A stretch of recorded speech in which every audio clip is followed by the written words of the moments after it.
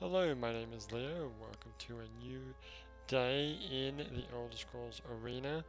We are still riding our horse, just having a good time, and we will be for a few more days yet. But today, I'd like to talk to you about Japanese TVs. Now, when I moved over to Japan, obviously needed to get my hands on a TV. I managed to get, well, I started with looking for different TVs. Now, um, I I brought like a lot of cables and stuff with me. Obviously, PlayStation 3, which is the main console that I brought with me, can run on HDMI, and most TVs have HDMI, and that's great. The only problem is my recording equipment that I use to record my videos for console games it's a HD Hopag PVR. And that, well, I think the newer versions have HDMI now, but the version that I've got doesn't have HDMI. It uses HD component cables. Now, this is where I ran into a bit of a problem. Apparently, Japanese have never heard of HD component, like, ever. Apparently, even like we searched all the new. Let's right off the bat, all the new TVs, none of them had HD component like plugged into the back, which sucked. Um, then I went to secondhand stores and like old TV stores, thinking, well, surely one of their older TVs might have it. Nothing. I I think I found a TV.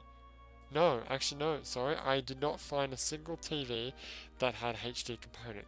There was a few things that I was looking for with a TV. One was HDMI, which is pretty easy, most of them have that. HD component, which would be a nice thing to have so that I can actually see what I'm friggin' doing while recording, otherwise I have no way of looking at my screen. Um, just standard composite, which is just the red, white, and yellow. Which is again is pretty easy to come by because most DVDs and that use it. Um, Also, if possible, I really wanted to get a TV with a VGA port in the back. Because that way I can plug my laptop into it and then have my laptop running through a TV. Now, there TVs that have the VGA are not as like popular as I thought they would be. The TV that I've got back in Australia is a Toshiba, a Regezia, and it's got all of the things that I've just mentioned. It's got two HDMI's, one HD component, which could also be just a standard composite red, white, and yellow if it needs to be. Another composite red, white, and yellow. Um, it's got the VGA. That's it, really. There's not really much else that it really needs to have. Obviously, a head port, a headphone jack, I guess. But you know, those are the main things that I wanted.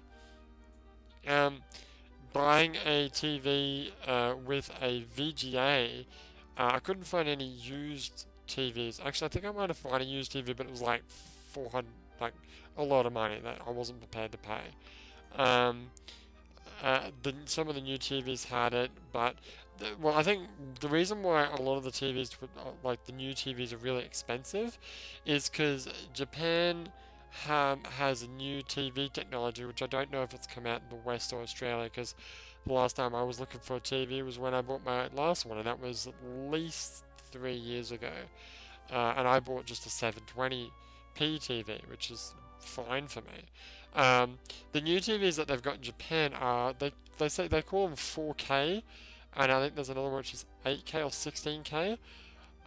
I think the K stands for I think a 4000p resolution, maybe.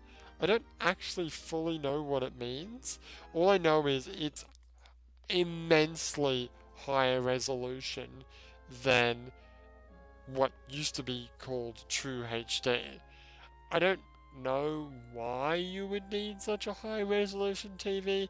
When I put the point when I was getting my TV, people were going, what, you're not going to get a 1020p? You're not going to 1020 or 1040? Whatever, you know what I mean. You're not going to get a 1040p TV? Why? What? That's just stupid. You gotta get 1040p. And I basically made the point, well, okay, let's do a head count. HD TV, at least in Australia, is 720p. Okay? I don't have a Blu-ray player. I have a DVD player, and I have no intention of getting a Blu-ray player. Mind you, this was before I got my PlayStation, and now honestly, I do have, what, three Blu-ray movies. And I mean, the only reason why I would get a 1040p, honestly, is if I wanted to play video games in a slightly higher resolution. And I have checked. I played in both 720 and 480p on, 1040p, 1080? Is it 1080p? Whatever, you know what I mean when I say it. 2 HD. I've tried them both, and yes, I'm not going to say there isn't a difference. There is a difference. But, really, who gives a damn? It's such a small, minute difference that who could possibly care? And of course, the Hopag actually only records in 720p as well. So there's really no point in me having a full HD TV. Whatever.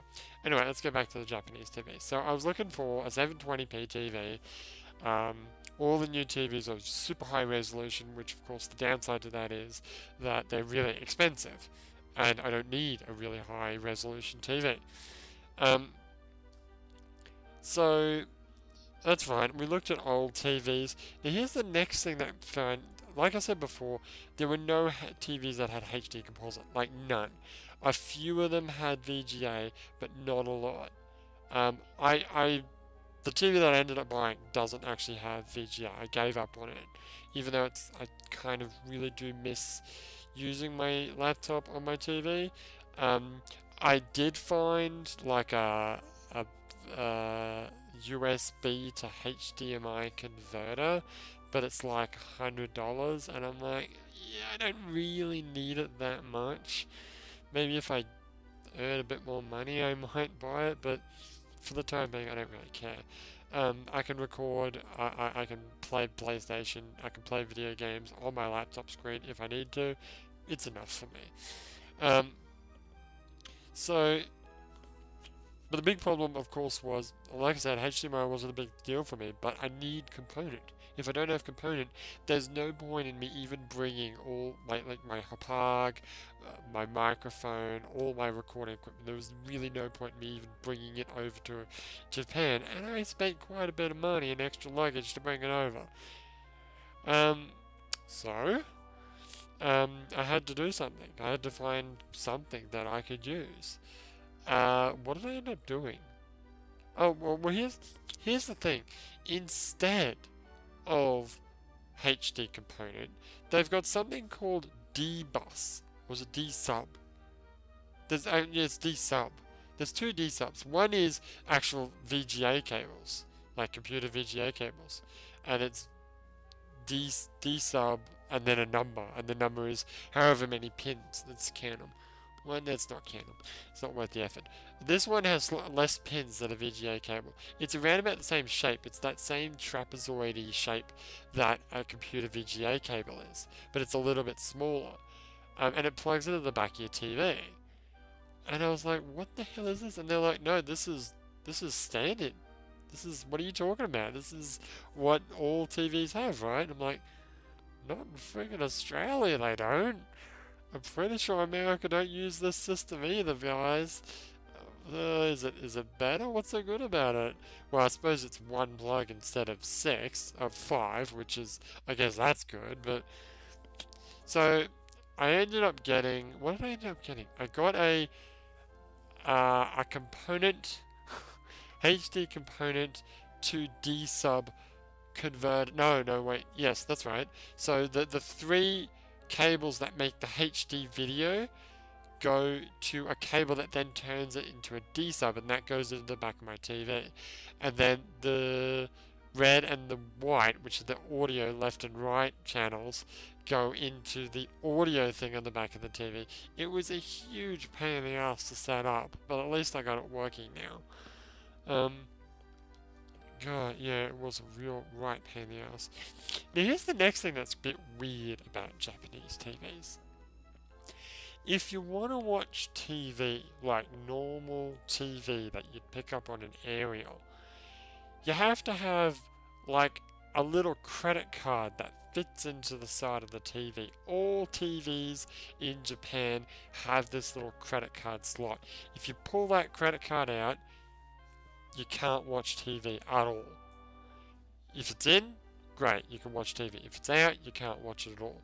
Unfortunately, the room that I'm actually staying in, we don't have the aerial hooked into this room, so I can't watch TV anyway. But I can just go to the, the main TV room and watch it with the folks. That's fine. But it's a weird system. Why have this? Because when you buy a TV, it comes with the card. It's not like you got to pay extra for the card. You got to pay like some subscription fee for like pay TV or whatever. It's a free thing. They'll give it to you. But if you don't have it, you can't watch TV. What's the point? You know what? It just occurred to me. Maybe you know what it's for. It's for kids. So if you don't want your kids watching TV, you pull the card out, and then they can't watch TV. That's the only thing I can think of. I have no reason. Maybe it's just some sort of a law requirement, some weird red tape bull crap. That just means that they have to fit all TVs with cards. The really annoying thing is the used TV that I did end up buying. I went to a few different used shops, found this one, Toshiba. Oh, okay, well that's good. That's the same brand as the TV I bought. What does it say there? Regezia. Wait, my TV in Australia is Regezia, and it's about the same size, 32 inch. And I was like, oh my god, is it the same TV? Shit, I want to buy it right now. Check the back, completely different. So the TV I ended up buying, it's got the D-sub stupid bull crap.